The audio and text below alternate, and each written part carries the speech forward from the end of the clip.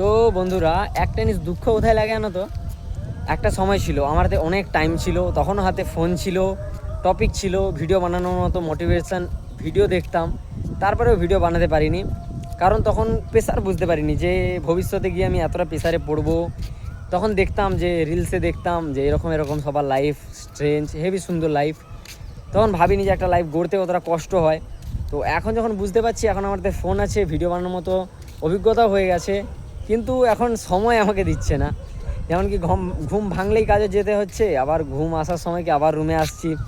তো এমনভাবেই এখন লাইফটা চলছে, কিন্তু তার মধ্যে আমি চেষ্টা করে যাচ্ছি। কারণ কি এখন যতই দেরি হয়ে যাক না কেন, তবু আমি একটা সময় এসেছি যে বুঝতে পেরে গেছি যে ভবিষ্যৎটা ঠিক করতে হলে বর্তমানটাকে খুব কাজে লাগাতে হবে, একটু খাটতে হবে। তো আজকে শনিবার, আজকে একটু টাইম পেয়েছি তো ভিডিও বানালাম। আর সবার একটু ভালো লাগলে প্লিজ সাপোর্ট করে দিও, আর এই ভাইটার একটু সাপোর্ট করে দিও। ধন্যবাদ।